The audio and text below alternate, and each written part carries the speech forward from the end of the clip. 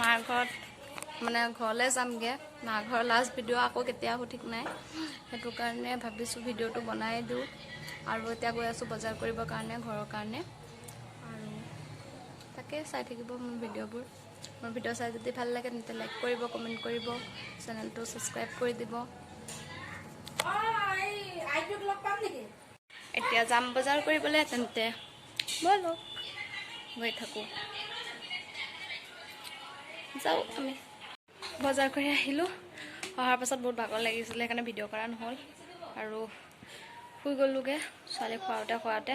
তাৰপিছত পটককৈ সাৰ পাই ভাবিছোঁ মই ভিডিঅ' বনাই আছোঁ নহয়, সেইকাৰণে আকৌ ভিডিঅ'টো আৰম্ভ কৰিছোঁ ঘৰলৈ যাবলৈ কাৰণে।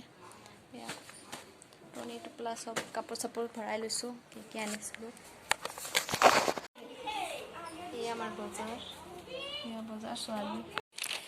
ঘৰৰ পৰা আহি লৈ ডাইৰেক্ট শ্বুটিঙলৈ আহিলোঁ। ফাৰ্ষ্ট মোৰ এইবাৰ শ্বুটিং। হাই, এইফালে আৰু এজনী জানো কি শ্বুটিং নিজেও নাজানো, আহিছোঁ আৰু আহিব লাগে, কৰিব লাগে।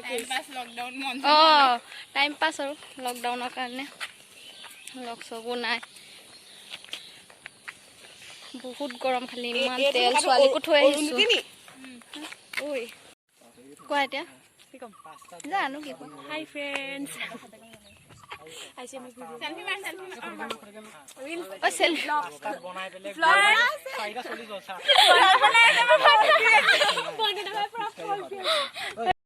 হেল্ল' ফ্ৰেণ্ডছ, আজি আমাৰ শ্বুটিং খতম হৈ গ'ল। এতিয়া আমি ঘৰত গৈ আছোঁ। মোৰ বয়ফ্ৰেণ্ডটো দে চিনাকি কৰি দিছোঁ। এতিয়া আমি ঘৰত যাম। মই ঘৰত সোমাই মানে ব্লগ বনাবলৈ নহ'লে, তাৰপিছত আহি গ'লোঁ ডাইৰেক্ট ইয়ালৈ ৰেডি হৈ। পুৰা ৰ'দ ওলাই আছে, একদম ছানলাইট যোৱাই নাই এতিয়ালৈকে। ক'ত গ'ল আমাৰ ছানলাইট? পৰিৱেশটো চাওক কিমান ধুনীয়া, কিমান ধুনীয়া, একদম গাঁৱৰ গাঁৱলীয়া পৰিৱেশ।